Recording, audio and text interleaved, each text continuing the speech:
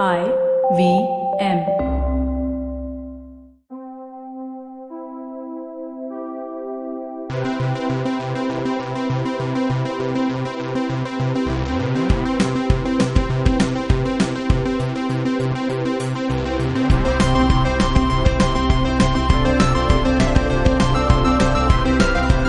Hey everybody, welcome to a very special episode of the Geek Fruit podcast. This week it's me, Tejas, and Dinkar. Hey, what's up? How's it going, man? It's going well. How are you? I'm very good. Even more so today, because today is a day that has been a long time coming. Okay, explain yourself. I'd say maybe since 1995. No, but we're doing a very important episode of Back to the franchise. Correct. But now, which franchise is this movie part of?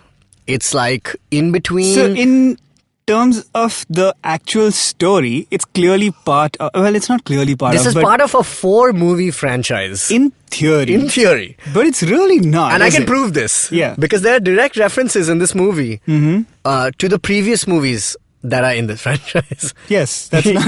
Yeah, I mean... No. You say you can prove it as though it's a discovery, but that was the idea. There's some lines in the movie that suggest so. Because Yes. they don't otherwise. Like sometimes it's like how do we know that the Bond franchise is just one franchise? You know what I mean? It's like different actors, different directors, Yeah, different that's true. everything. But the last 4 that have come out have been part of one series. Similarly, BatFan Forever, the greatest Batman movie of all time, Correct. is part of 2 halves of It's a the single original Batman series, let's call it. Yeah, Right? film It series. is the first original film series, yeah. Yes, not counting Adam West Batman, which is Which was spin-off like, I mean, of the- well, essentially a longer version of the, 4 of the seasons and a TV movie. show. Correct, yeah. They, Yeah. they did the movie part of it. Yeah, so, yeah. we start with the Tim Burton Batman films. Yes. 2 of them. 2 amazing films. 2 really good films. Very good. But, Yeah. but then But then... So, do you know why they changed it? So, essentially what happened was Tim Burton... Warner Bros. Asked him to step back and produce because they wanted to take it in a more family-friendly direction. Because Tim Burton, being Tim Burton, did his Tim Burton which is thing. so funny because they have bros in the title and they still went for this I know. direction. How weird. But basically they were like, you know what, Tim, just like chill for this one. Why don't you produce it? We want to kind of make it like more family friendly and stuff and more entertaining as opposed to the darkish direction that you're going in. And we don't want Prince. And Tim Burton was like, you guys are idiots. Yeah, you don't want Prince in your movie? What's wrong with you? I think what's so interesting about Joel Schumacher, the director and visionary of Batman Forever and Batman Robin, but we'll only speak about Batman Forever because that's the one worth talking about. I think we should address Batman and Robin towards the end where we go like, sucks. Goodbye. Well, I mean, I'm sure there's a case to be made for that one. As much as we make a case for this film, which is still not, I mean... This movie has merits. I know we defend this movie ironically sometimes, but this movie It's has not genuine... fully ironic. Okay. Genuine merits. Yeah. That's It what I has mean. genuine merits in many parts. It's not. All right. Let's be clear. I understand that objectively speaking, it's not a great movie. Define great though. That's my point. Exactly. I'm saying objectively speaking, but if we like set standards to what it was trying to do as the 3rd movie in the Batman series, or even just like a general movie, it's strictly okay. No, I would say, but it's as- important culturally. I would Culturally argue. super important, and I think it raises the largest point which I have about Batman. Yeah. Which is that I think when a character is 80 years old, which Batman is this year, we should really do something about that. But I have some ideas. But when a character is this old and this universally loved and respected and known, it's like Michael Jackson, or it's Batman. It's literally Batman. You can't. There's nobody who doesn't know. Even if you don't interact with the media, it's impossible to not know what Batman is or what he stands for or know his origin story. Like, how much information can you know about something without actually interacting with it? This is like the time when I went for an Enrique Iglesias concert because I got free tickets from my friend La. And then I went for it like, oh my God, Enrique Iglesias. And then I knew fucking every song. Of course you did. I knew all It's the Enrique. songs. He's your hero. I didn't. He's my hero. The other thing is, I was going to say, I couldn't escape. But anyway, you couldn't escape. But the other thing was that I just knew every song, whether I liked it or not. It was just like it was there in my brain. So similarly, Batman is all you something. need. Yeah. Nice. But it's so large and encompassing that I think the larger point is that Batman can be anything to anybody. And I think that's the most important point about Batman. But yeah, of course, its best version, the best iterations of it are like, the brooding, dark Cape Crusader who kind of fights crime and stands for this thing. But it can also be Lego Batman. It can also be Adam West Batman. And it can also be Batman Forever. And I think that is so important that it can be this weird gothic neo-noir kind of like crazy fetishy kind of camp thing. And I think that's also Batman. And I think we did not accept that because we were just like, no, Batman is f***ing. And we were just off Frank Miller and off these, Alan Moore series in the 80s. And Tim Burton tried to capture that. But I think as we have moved along with society and society has become very progressive and accepting, we're just like, yeah, this is my Batman. I agree with you in some parts. Yeah. And though I have slightly different interpretations of the various versions of Batman. But let me ask you something. Yeah. Are Bailamos and the Rhythm Divine the same song? Bailamos. All I need is the Rhythm Divine. I think that initial... Are they the same song? That my mother loved Bailamos. Yeah. That was a f***ing ringtone for like ages, my God. Something like that. Oh my God. My like, mother was a huge obviously you're Enrique... talking about like the monophonic... yeah, monophonic. What do you call... Yeah, those things that you can compose also on a Nokia Yeah, you phone. remember when we'd have to like choose the note? Oh my God. I did those, man. Yeah, of I used course, to I follow did them as tabs well. and stuff. Yeah. Yeah, obviously. Got Sweet Child of Mine and everything. But my mother... strangely was an Enrique fan. Not even like most elderly women who are straight loved Julio. Right, yes, And yes. they used to say Julio can make love to a woman with just his voice. Correct. That's what they used to say about him. And then his son could make love to a woman. Period. And that's... Can make love to a woman in any music video. In any music video. Yeah. And he does. And he did. Yes. Also, like, he had to state it more outright. His dad would sing a gentle song and women would be like, oh my God, he's making love to me. And Enrique was like, okay, no, and let me be clear what's happening here. Tonight, I'm loving you. Radio edit. Still has good songs though. There was one song which is called Heartbeat, which was with Nicole Scherzinger. Great song. Right. Check it out. Yes, I remember it. Fucking tune. Huh. Tune. What I'm saying though, this is all very relevant. What I'm saying is, much like the Rhythm Divine and Bailamos are essentially the same song as far as I can see, but also are variations. Right? Yes. Okay, reach there. You're almost there. I'm building this as we speak.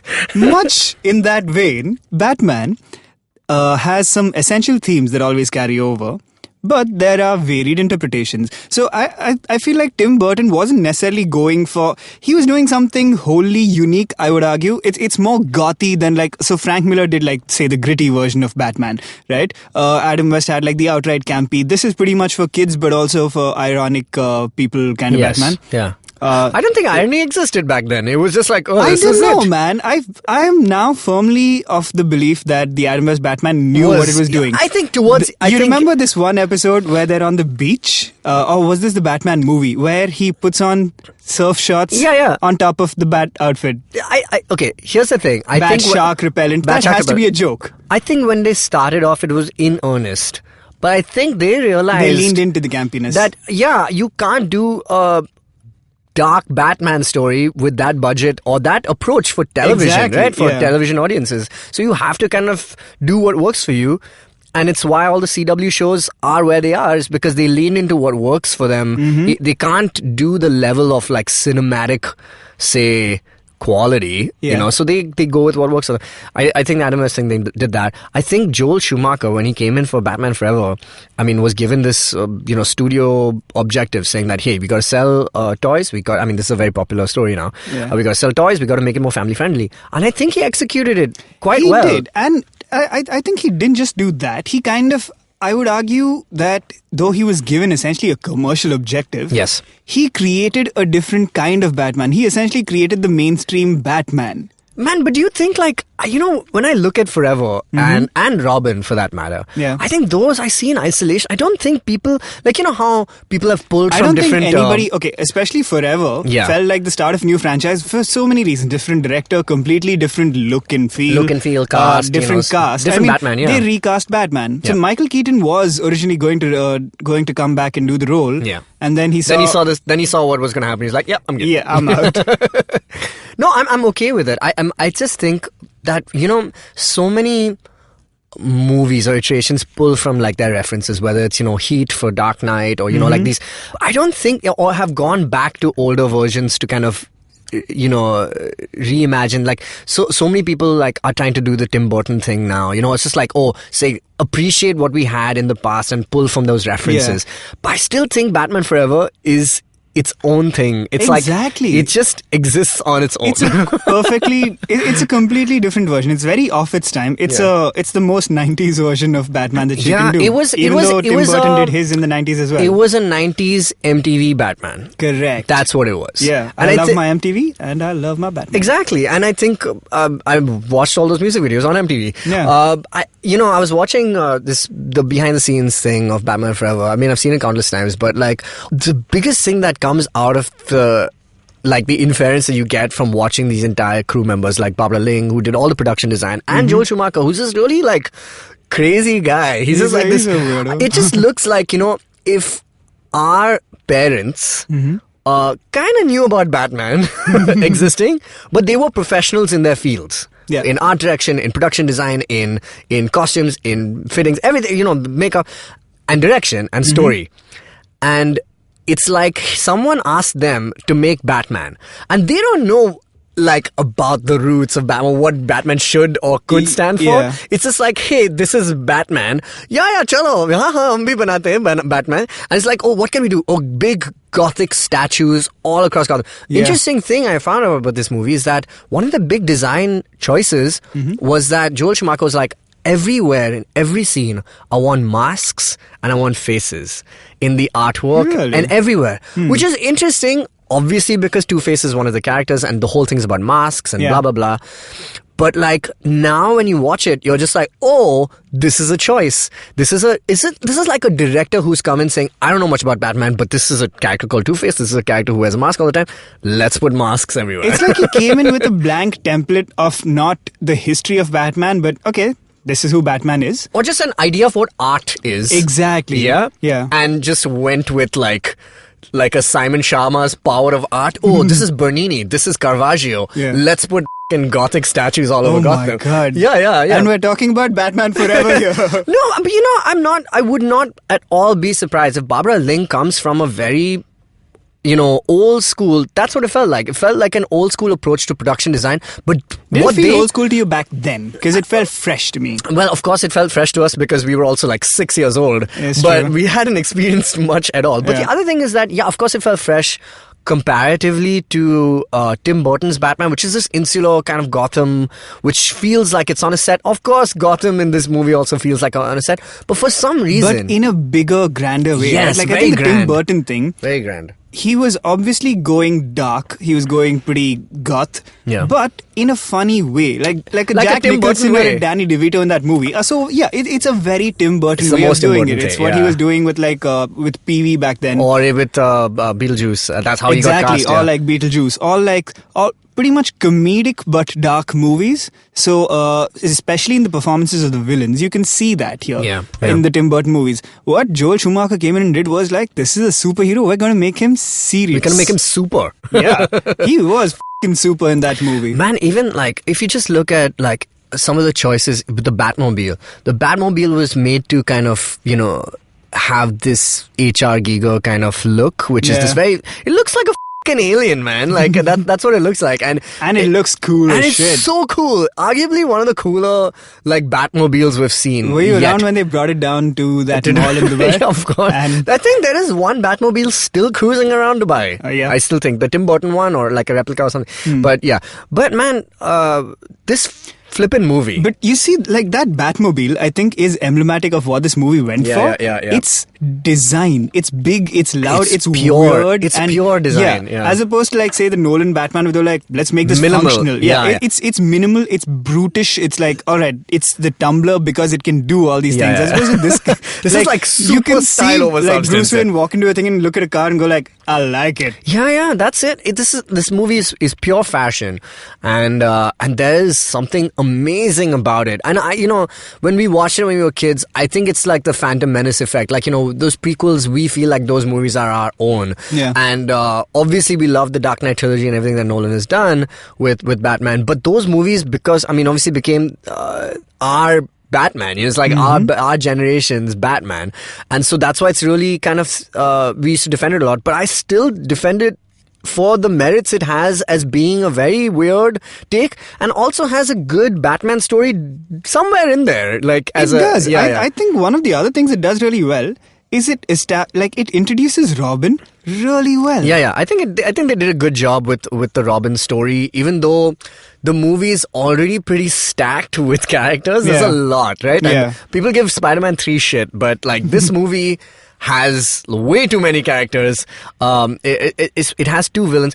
One of the cool things... It has 2 villains. It has... Well, 3 technically if you think of Two-Face. But anyway, but... I suppose so, but the 2 half villains. yeah, okay. Yeah. But the interesting thing about the villains, including, is that they managed to strike that balance between making them kids' villains.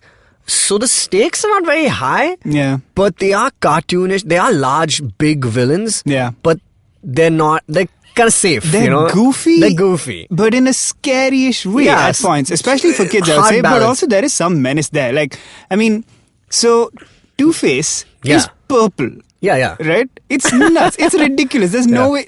As opposed to like Harvey Dent in the Dark Knight trilogy where it's like burn half his face off and he genuinely looks like nightmare fuel. Yeah. Like, what a weirdo. Yeah, this guy is purple. Is he having a laugh? And he has 2 girlfriends for each side of him. One is Drew Barrymore, the other is Debbie Mazza. Oh my god, it was mad. Like, I just thought that just the decisions in this movie are just amazing, man. Just like some of them are so funny.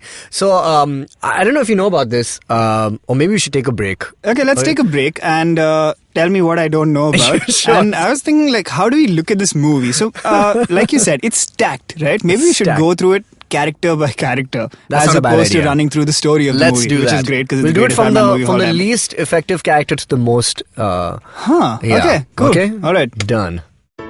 Hey everybody, welcome to another awesome week on the IVM Podcast Network. If you are not following us on social media, why the hell aren't you? It's about time that you did. We're IVM Podcast on Instagram, Facebook, and Twitter. We also got some really great news about Paisa Vaisa. Anupam Gupta, our host, we couldn't be prouder of him. His show has won the award for the best business podcast at the Asia Podcast Summit. Couldn't be happier, couldn't be prouder. Definitely check it out if you haven't heard it. It is an award-winning podcast now officially. I also would like to thank our sponsors this week, Storytel and Intel. Sponsors make this possible, so please support our sponsors, tweet at them, tell them that you're happy that they're sponsoring the podcasting space. We're excited to announce our new show, Storytellers and Story Sellers, hosted by Vineet Kanabar. Every episode, he talks to 2 guests, one from the creative side and one from the business side of the entertainment industry. This week, Vineet is joined by Executive Creative Director of TVF and storyteller Saurabh Khanna, and Chief Strategy Officer OML and story seller Tarun Tripathi. Together, they break down what goes into making a branded web series. Tune into new episodes every Thursday. On Cyrus Says, Cyrus is joined by Utsav Memoria. Utsav is the host of our new show and one of my favorites on the network, Postcards from Nowhere. He and Cyrus have a really interesting conversation about Utsav's fandom of Cyrus. Also, they talk a lot about travel and Utsav's recent marriage. On The Scene and the Unseen, Amit is joined by author Parvati Sharma. They talk about her book, Jahangir, an intimate portrait of a great Mughal. On Paisa Vaisa this week, Anupam is joined by Amit Kumar Gupta, Fund Manager PMS Adroit Financial Services. He talks about financial services and the scuttlebutt method of stock research. The Habit Coach completes 150 episodes on Friday. Make sure you tune in to celebrate this milestone with Ashton as he talks about bravery and how to use it in your everyday life. On Simplified, Naren and Shrika break down what behavioral addiction is and how someone suffering from it can be helped. On Golgappa, Trupti is joined by Manashri Soman. She is visually impaired who, despite these crippling odds, completed her secondary education and won the prestigious Balashri Award from President Abdul Kalam. On Feeding 10 Billion, Ramya and Varun are joined by Michelle Adelman. Founder of GoFresh in Botswana, she is harnessing the power of technology with sustainable business models to find innovative solutions to food security in Africa. On Boundless, Natasha reads poetry about the struggles she faced as she entered her 30s and long-distance relationships. On The Origin of Things, Chuck narrates a fascinating story about an adventurous young man whose life revolved around music and road trips. And with that, let's get you on with your show. Hey, we're back. We're talking about the greatest Batman movie of all time, Batman Forever. Have you seen the deleted scenes of this film? I don't remember. There are two. Okay, tell us about them. Very I interesting. feel like I might have, though I don't remember them very well. Interestingly, there was a comic book adaptation made of the film, and they chose to include the original opening of the film, which is not there in the theatrical cut. Okay. The theatrical cut starts with bat butt shot, suit up shot, bat nips, all of those things. Yeah. And then he says, he's like, "Will you be having a sandwich, sir?" He's like, "I'll get drive-through." Yeah. So he's taking the Batmobile through a drive-through. And then he's amazing. out. Yeah. He's out. But the original opening is actually much darker, and I think obviously was removed because they were trying to make a kids movie. But it starts in Arkham Asylum, and one of the doctors over there, which is there at the end of the film as well, he's kind of craftily like moving through the wings, which look horrible, horrific, and it's dark and foreboding. But he finally gets to a cell, and he opens the door, and he goes, "Harvey." And then there's just like a person just like that. And he's like, "Harvey Dent, Two-Face." And then he moves his body, and it just turns out that's a cop, or one of the guards, who's been hung from the fan on the ceiling. And he just starts rotating.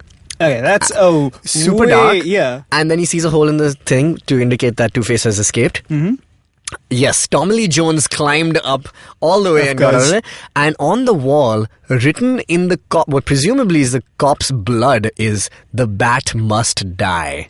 Yes. Yeah. Okay, I remember this. Yeah. But I realize now, I think I might have seen the deleted scenes later, but why it sticks in my memory was this not in the sticker book? It probably was, Yeah? maybe. Oh, man, That sticker book. book. Oh my God. Okay. Sticker books, by the way. Allow me to explain. Essentially, what the sticker book was you buy a book. It was a fucking scam. It was a scam. But it was an amazing So scam. essentially, you buy a book which is like an illustrated version of the story of the movie.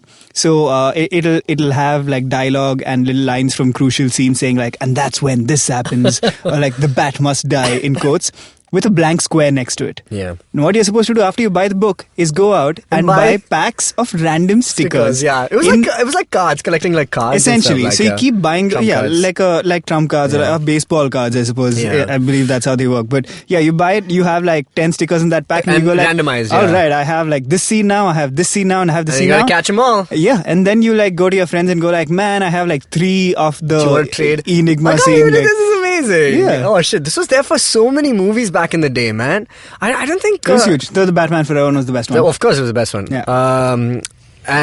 Yeah, man, it was definitely there. That was one deleted scene. The second deleted scene, which is arguably even more fucking bizarre, is a very Luke Skywalker Dagobah kind of scene, where he's just like, "What's in there?"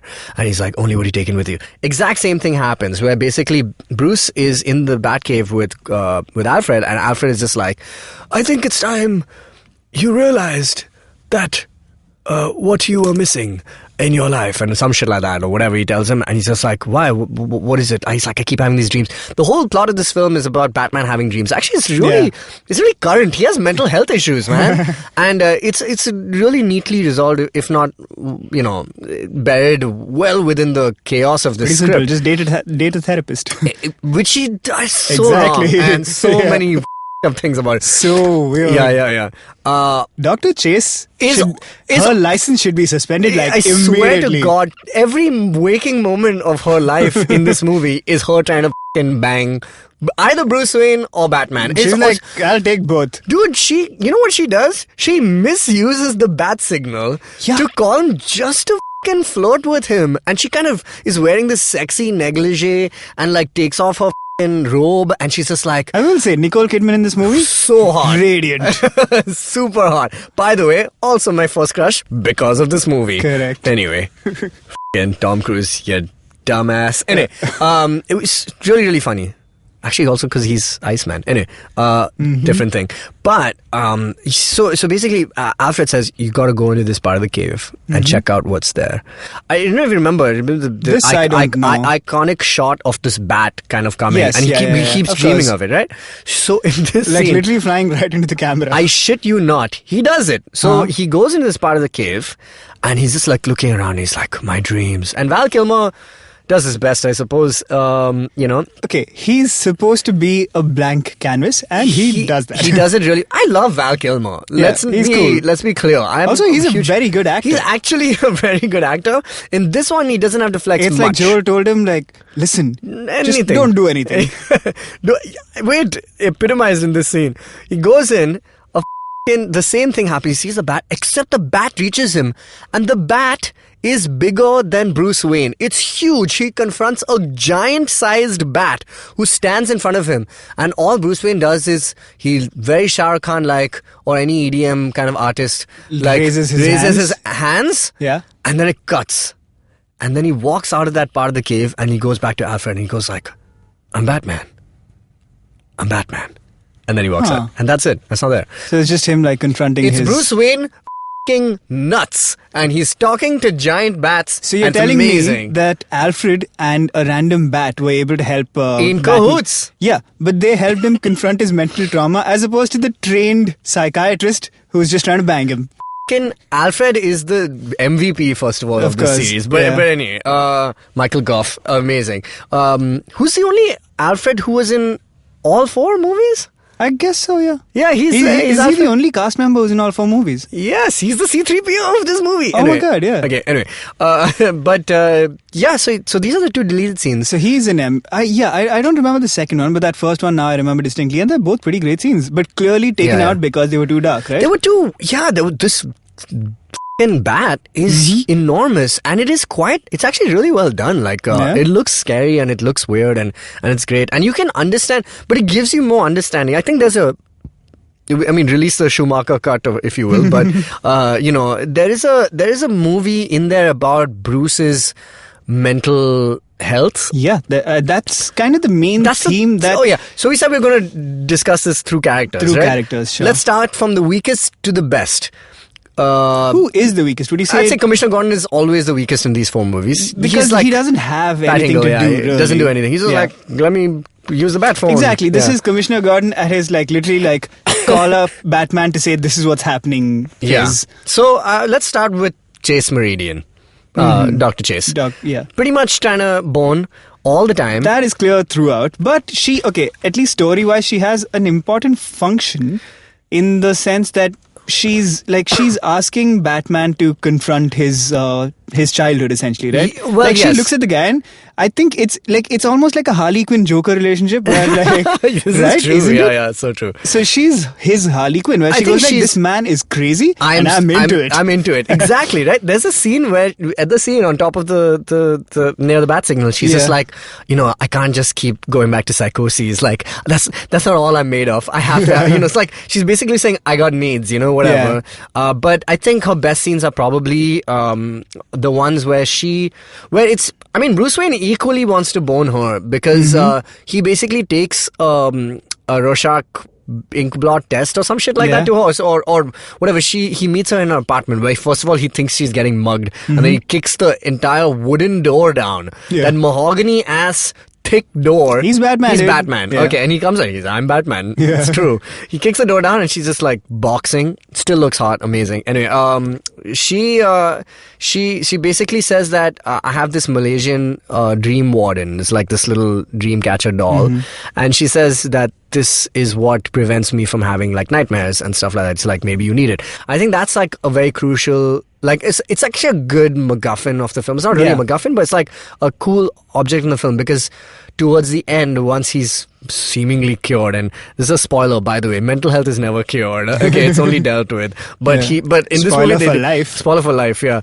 But there's a scientific reason, right? Yeah. But he gives it back to her at the end because he says like, I don't need it anymore, which is actually a really good payoff for this whole plot. But it's not really well read into. Thematically, do you think mental health is kind of a through line for this movie? Because you're also dealing with, Batman clearly has issues. Yeah. He's dealing with his childhood. Two-Face. He's dealing with the fact that he cannot connect with people, which is what Chase is pushing him to do, which is why Robin coming in is crucial.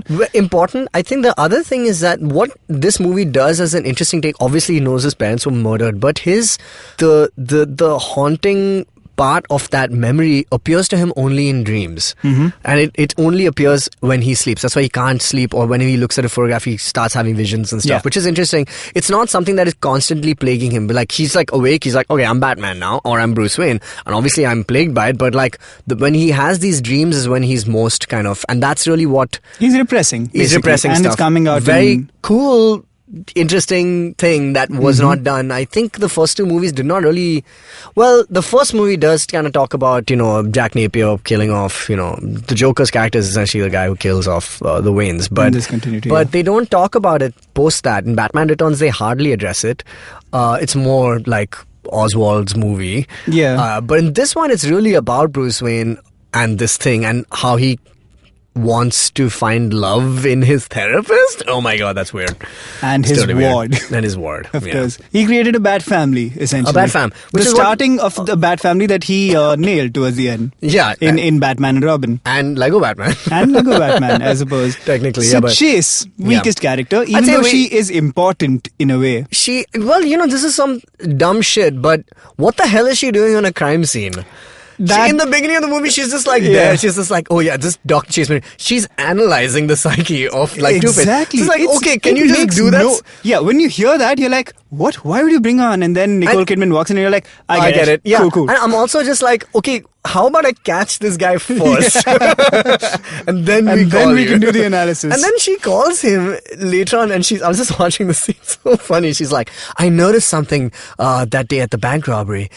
Two-Face uses a coin. And then Batman's basically like, yeah, I know that. Are you just here to waste my time? And I was like, how did she was like 30 floors below. How did you see this happen? This is impossible. Anyway. she's got superpowers of her own. Mostly she's hot. She's hot, and she's like, the interesting thing is that she loves Batman and Bruce Wayne. It's kind of like a Felicia Hardy situation, like a Black Cat situation, where she doesn't really like Peter Parker, but she loves Spider-Man. But in this movie, she likes Batman like from a pure like, oh my god, this guy is fucking hot. Yeah. And she says that she's just like, back when we were in school. This is great. It's like she says, like, when we were in school, it was these boys with leather, college, it was boys with leather jackets and all that stuff. But now it's like guys in rubber suits. What the fuck is wrong with me? Anyway, so that's there. It's like she's into the bad guys and the good guys, and then she finds out that they're both the same person, and she's like, score. No, but in the end, she chooses Bruce, right? Like, that's that famous, like, the meme, which is of Batman smiling, because she basically booty calls him, and using the bat signal. And she meets in the middle of a flippin' crime scene, which is happening. She's like, my place, midnight. And then I was like, yo, first of all, that's peak Batman hours. Okay, second of all, he's busy. He's busy then. And then he goes and he meets her, and she's just like, oh my god, you're here, I can't believe this, and all that stuff. And they kiss, and then she's like, I want to do this, but I actually like somebody else. And he's just like, what? I'm what you doing? Yeah. But then he walks away. Also, you called me here. Yeah, exactly. And and then he walks away, and then he smiles. And it's a bat smile. Yeah, it's a bat smile. Unbelievable. But it happens. Like, yeah, I know who. But also weird. I feel like at that point he should have gone like, all right, Chase, you freaking weird, man. You're weird. I'm out. And the other hilarious thing is that how has Chase not figured out who Batman is? One is because when they're at the circus watching the flying Graysons, okay, by the way, they shouldn't be called that. But second of all, she's like, Two-Face comes out and he's like, if Batman is not amongst this rich and wealthy people, if he is, reveal yourself or I'm going to detonate this bomb or whatever. Yeah. And then Bruce Wayne steps up and everyone's screaming and he goes like, Harvey, I'm Batman. I'm Batman. But no one can hear him. Yeah. I was like, your date is right next to you. Next to him. Maybe she thought he was being self-sacrificing. You're like, yeah, I'm Batman. Yeah, me also. Yeah. Probably. Yeah, maybe that's it. She's not a very good she's not the brightest. Okay. Except in her face, where she just glows the entire time. Like when this movie went cartoony, they went like, all right, Nicole Kidman should not look human. Yeah. She literally like walks around. It's like you look at the lighting for a scene, and then you cut to Nicole Kidman, and she's glowing the entire time. Dude, she's the ultimate damsel. They make fun of it almost, like when she's like in the Riddler's like whole off island, whatever, mansion, cave, whatever thing, his Dr. No kind of thing. His giant house, basically. Yeah, and he goes like, I'm coming, my sweet. And then he walks to her, and then she's just like, she's like, Batman will save me. He's like, Batman? Batman will save me? He's just basically playing Ace Ventura. But, pretty much. But yeah, it's just funny. We have spent like way too much time discussing the weakest character of the lot. So let's take another break and we'll come back and then run through the rest. How many times have you caught yourself Googling stuff on health and wondering if it's the right information? How many times have you heard different health experts give opposing views, which has only left you confused? There are rising cases of cancer, heart, diabetes, stress, and autoimmune diseases. Meet the patients and the experts who paved the path of true healing.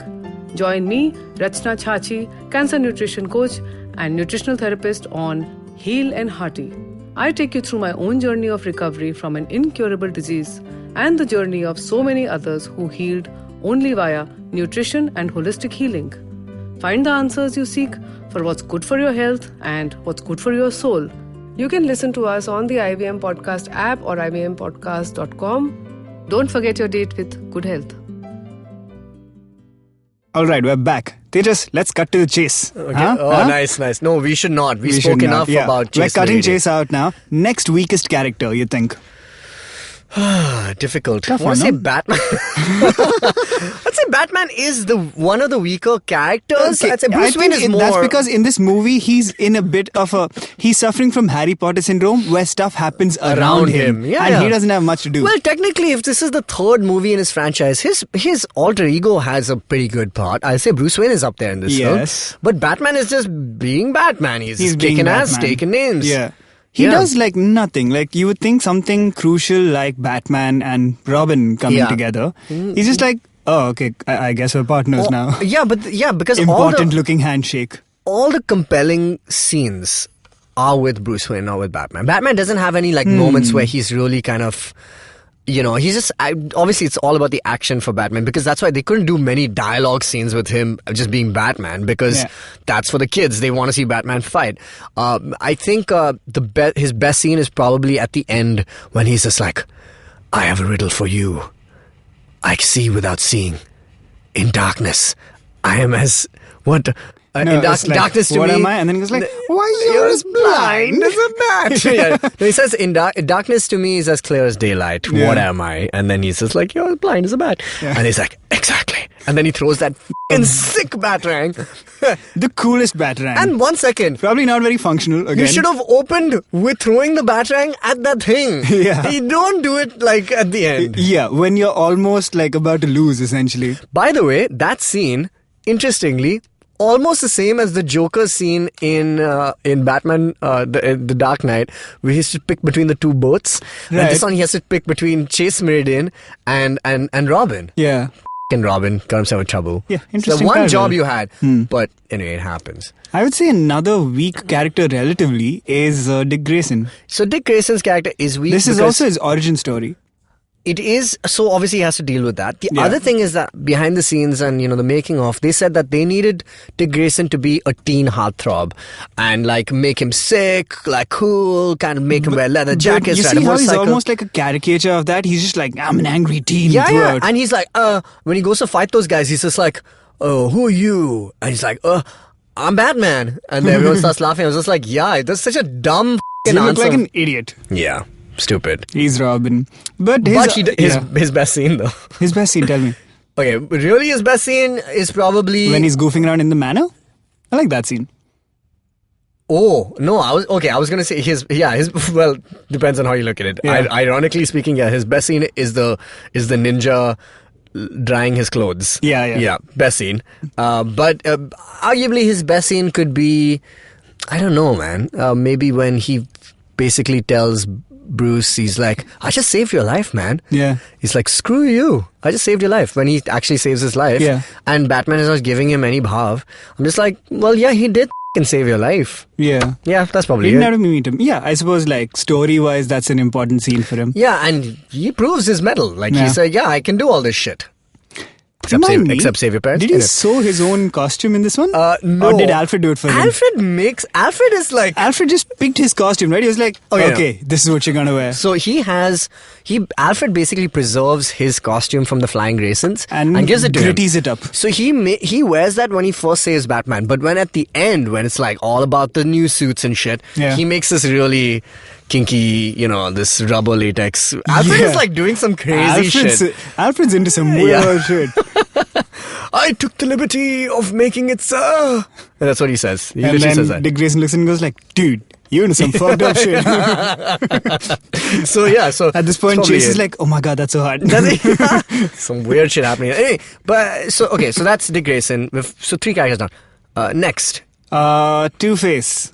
Let's talk about Two-Face. He doesn't have... Okay, he's essentially the secondary villain here. Is why I think he struggles a bit. He's cool, but also he's a little... Also, he doesn't have a plot. Because they removed that first scene that Bat must die, but we don't know why he has this vengeance against him. Because there is one clip which is there on... basically, they're shooting in a court scene, which he sees on television. On GNN, where Maroni throws the acid on his face, and Batman is there in the court, and he's just jumping over trying to save him, and then he's late also. So first of all, he saves half of him, and exactly half, perfectly half, and that's it. And man, I mean, so apart from that, we don't really get a reason for why he has this thing against Batman, apart from the fact that Batman stops villains. That's it. Also, this acid is, what's that thing that turns purple? Iodine. Yeah, iodine. Why does he have purple? Why does he have a purple face? What does that mean? I mean, you're just thrown into this idea of right, so whatever, Two-Face, he used to be Harvey Dent, he's evil now. Yeah, and he's Harvey. They don't say also how he moved from being essentially a lawyer or the DA to a criminal. How did that happen? Who suddenly decides he's super into tossing a coin all the time. But yeah, this is the exact antithesis. The Riddler, in this case, plays essentially the Joker role in The Dark Knight, where he goes I have a way to defeat the Bat. Yes. And he comes in. Yeah, but why? His gripe is not even with Batman, it's with Bruce Wayne. Yes. Which makes it really weird that he wants to team up with Two-Face. I don't know. I forget why he wants to team up with Two-Face, but his plan was never to defeat the Batman, correct? No, it was to control everyone's mind. Everybody, yeah. The box. The box. Again, a very timely allegory. This is the 90s, the decade of many excesses, especially in terms of pop culture, where literally we spent our entire lives glued to the TV. Yes, Idiot Box. Yeah. And Edward E. Nigma's... First of all, his name. Yeah. His name is Enigma. How did they... His device is called the Enigma box. Amazing. And then the Riddler turns up and he's like, I'm going to put this box in everything. And it takes some serious detective work. The world's greatest detective hangs around with Alfred and goes wait, Edward E. Nigma. Enigma. I think he's the villain. I'm yep. Yeah. And you remember he sells all those really cool clues, those riddles to him in those pop art kind of... those pop-up kind of cards, basically. And it's got all these, very bad riddles. Yeah.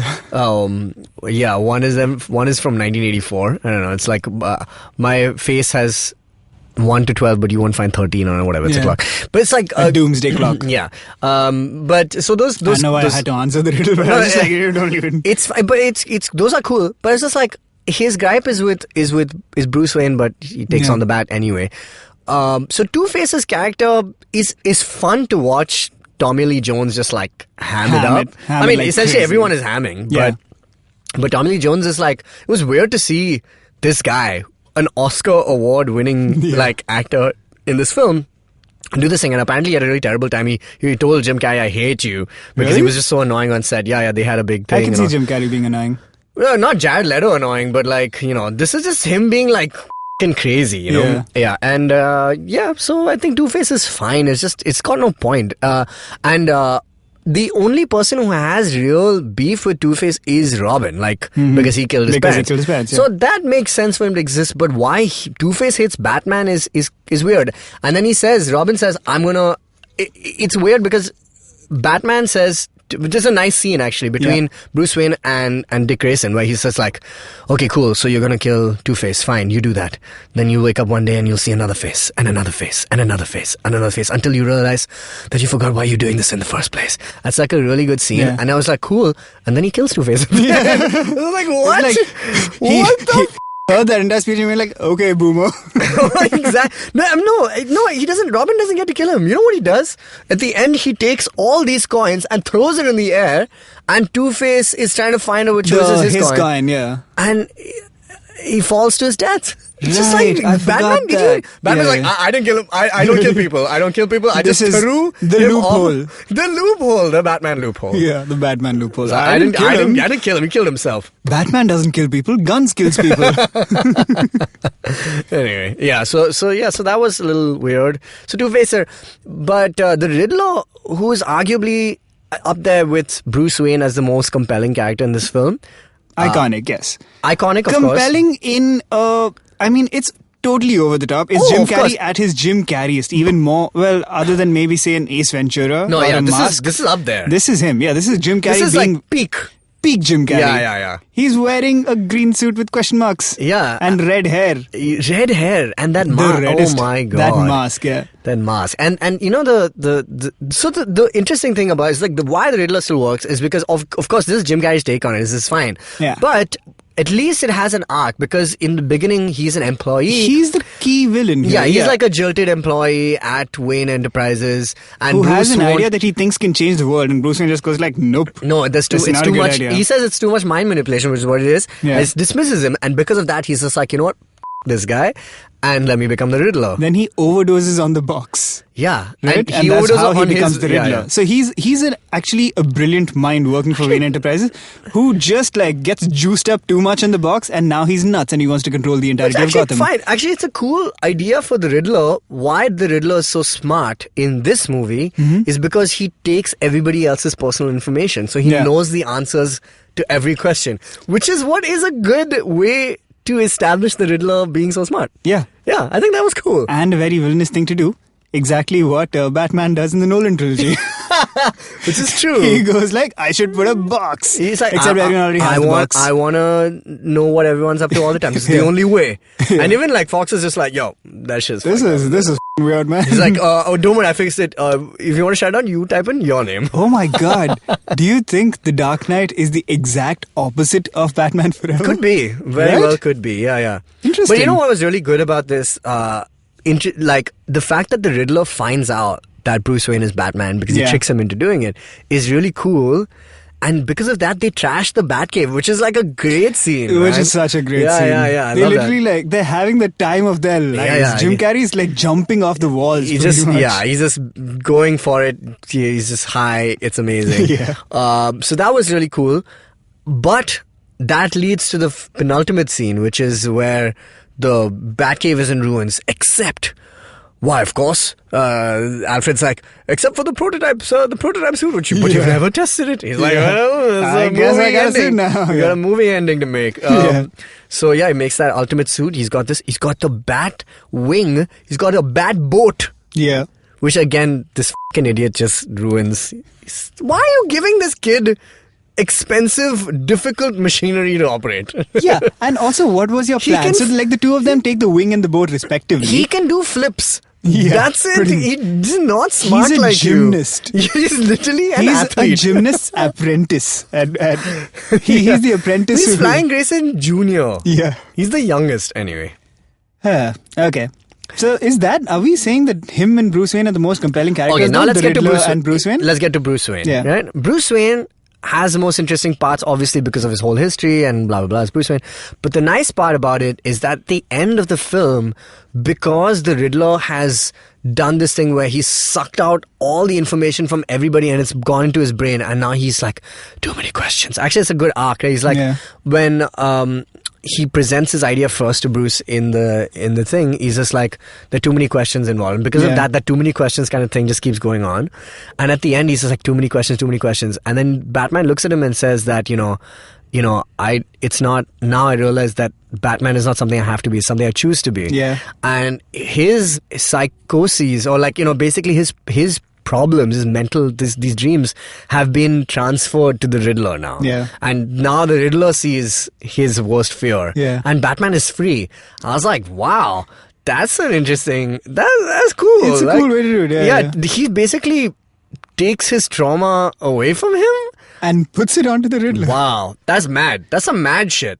Yeah. That's pretty cool. I mean, like, as a concept for Batman to exist now just purely as Batman, not because he's plagued by this vengeance. Yeah. That's a kinda fucking weird, story, right? man. Does that explain why Batman and Robin went the way it did? Yeah. Because they were just like, I got no more problems. yeah, it's like, Oh, man. we finished the story. Now let's just like hang around and make ice puns. Yeah. Oh, man. So, So that's Bruce Wayne's character, essentially. Yeah. That's cool, man. It's a I'm great into it. character. And then he gives back the Malaysian doll to Meridian, and he says, like, I don't need this anymore. Yeah. So I think that's what I keep saying. Is like buried in this film is like a interesting idea potentially. I think they went for that idea. It's just that they treated it in a, it's treated in a more very general sort of way, right? Like they didn't go. So they didn't go like this is something. This is a movie exploring like Bruce Wayne's deep inner trauma. Yeah. They didn't go. This is a movie that's questioning the idea of controlling society through devices. Yeah. Way before its time, by the way. This was before cell phones existed, and they're talking about a box. I mean, obviously they're talking about the television. They're talking about a cable box, like the cable box. Yeah. Though they made it look like a blender, basically. It's a blender, yeah, with wings. Yeah. A blender with wings and like neon stuff inside Yeah. So, that, the psychological trauma angle, they're all very trenchant questions to ask. There's a therapist in this movie, technically speaking. Yeah. And I mean, a psychiatrist or whatever. These were conversations that were happening even then, I suppose. They just weren't as much in our worldview. And who when would we were expect 6. it to end up in a BatFan Forever movie? Like, Exactly. that's what I find so interesting. I think they added extra interesting stuff into it, but they overall went with the idea of like, here's a big fun superhero movie. Yeah. And that's what I was saying really makes us the greatest Batman movie of all time, is that it hints towards all these interesting things, but at the end of the day, it's a great Batman creates film. the perfect version of Batman for the mainstream, essentially. Absolutely. This is like, when you think, oh, Batman, he's a cool superhero, this is it. Yeah, I agree. He's got fucking cool toys. He says it. The car. Chicks dig the car. Yeah. That's a thing in this movie. They do. Man, and yes, they do, clearly. So where they messed up, I think we might have discovered this in Batman and Robin, is when they had all of the trappings of the mainstream superhero cool Batman, but without any depth to anything else. This movie has depth as well. The only depth I'd say, which is half an inch of redeeming quality to Batman and Robin, is the fact that Mr. Freeze, Victor Freeze's character arc is very tragic. It is. Arnie can be a sympathetic character, but they don't. He was still going off of his Jingle All the Way comedy kind of route, and it would have been nice, but it just didn't happen. All right. I think we need let's close with the greatest character in Batman Forever, the soundtrack. I don't know how many times we've spoken about it. We've done this like a million times, but the soundtrack is fantastic. It takes the Danny Elfman themes. So much so that the cartoon, the animated series also uses the same theme. Yeah. Obviously, that was made in the Tim Burton films, but this one keeps it and makes it even more of a grandiose, big and cinematic, fanfare. right? Yeah. And so the score is incredible. But apart from that, it has a bitchin' OST. It has the coolest OST. Yeah, notably two songs. They didn't go with Prince, and they still came out with two fucking bangers. Man. I mean, they got Seal and U2 to So nail it. boom. Yeah, if you must not have Prince, this is great. This was you did okay. Yeah, man, and arguably these are some of my favorite songs of all time. It's like because it's so closely tied to this memory of this film, I'm just like, oh yeah, shit, it's got Seal in drapes near the bat signal. It's incredible. Hold Me, Thrill Me, Kiss Me, Kill Me. It's the most such a good song. video. Yeah, it's an amazing video. Love it. Yeah, obviously, if they were only playing it in December, that would be amazing. No, it's not going to happen. You know it's not going to happen. Yeah, I know. I have a few thoughts. Give us your thoughts. When I was in Abu Dhabi, I went to Warner Brothers World. Yeah. And the only time I've seen someone recreate, like I was talking about how this film exists on its own. It's like no one has pulled from this film. Batman the Brave and the Bold, the animated show, pulled from the Adam West series. Everyone is pulled from Tim Burton or something like that, some existing form, or Frank Miller's work or something. But nothing has been really kind of taken from these films and made into another thing. It's like taking inspiration to keep this legacy alive, and ironically called Batman Forever.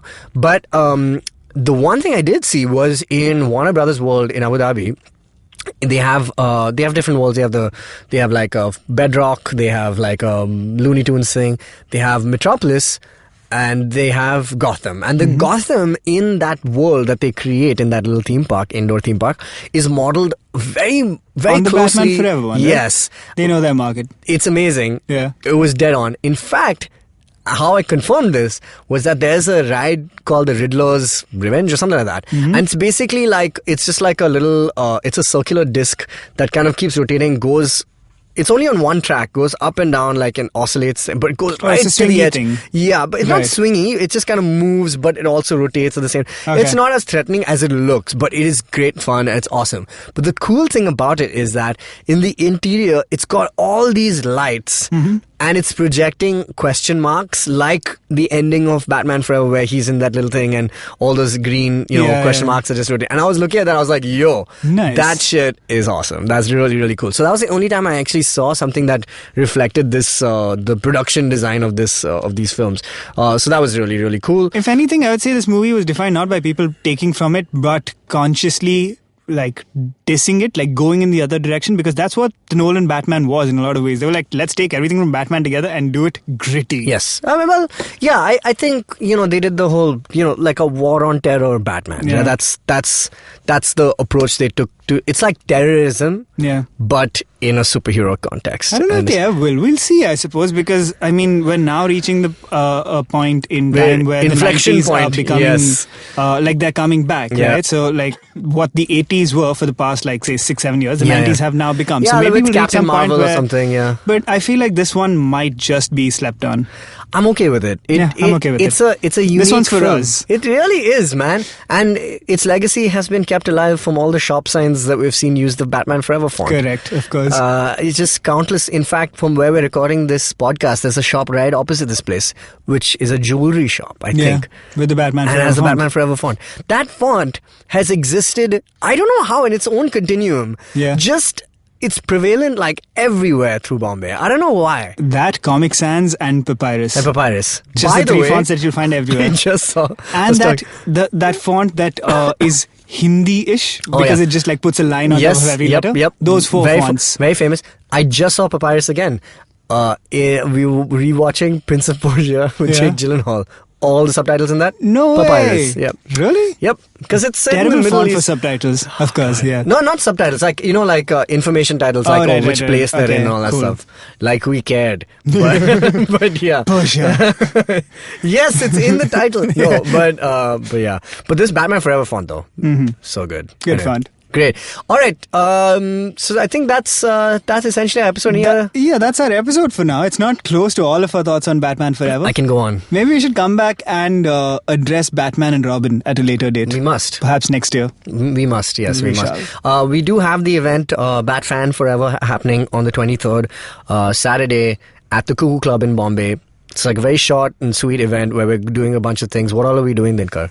We're doing a live table read of The Dark Knight, ironically. Nice. No, After all our talk of Batman Forever. We had to pick the famous one. We had to go for the hits. The hits. Next year, we'll do Batman Forever. Oh, yeah. Anyway, we are doing a live table read of The Dark Knight. Of The Dark Knight. I'm totally in like the Batman Forever zone. A live table read of The Dark Knight featuring special guests and some discussion of the movie. Yes. We shall be doing some games/quizzes again with the special guests. It's called No Back Quiz. No Back Quiz. And of course, we're doing the playthrough of the Telltale series. Yeah, which is I think not many people have witnessed that story. At least it's the start. We're going to be playing the first episode. Arguably one of the great Batman stories that's been told across all mediums. Yes, I agree.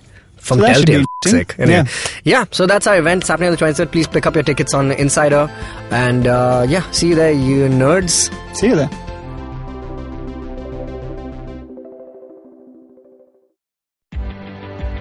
Hi, I'm Sarayu Natarajan. And I'm Alok Prasanna Kumar. And we are the hosts of the Ganatantra podcast. On this podcast, we speak to academics, social scientists, journalists, and activists to find out what's actually going on in Indian politics. On this podcast, we stay away from personality politics, intrigue, and gossip, and instead focus on the data, research, and analysis that drives all this. So tune in to the Ganatantra podcast, where new episodes are out every Wednesday on the IVM Podcast app, website, or wherever you listen to your podcasts.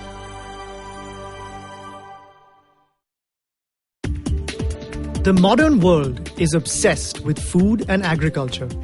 Everywhere you look, new and exciting technologies are bringing food innovation to your street market, your grocery store, your doorstep, and your plate. From our quest for the perfect food photos to our rediscovery of ancient grains. Quite simply, food has never been sexier. But guess what? The modern food system is broken. It's a major cause of climate change, antibiotic resistance, and global poverty. So how did we get here, and where are we going? Most importantly, how are we going to feed 10 billion people globally by the year 2050 through better, more sustainable means? I'm Varun Deshpande. And I'm Ramya Ramurthy. And we work for the Good Food Institute, a global non-profit accelerating the transformation to a more healthy, sustainable, and just food system. The next food revolution is here. On Feeding 10 Billion, we're giving you the inside view. You can tune into us every Tuesday on the IVM Podcast app or ivmpodcast.com or wherever you get your podcasts from.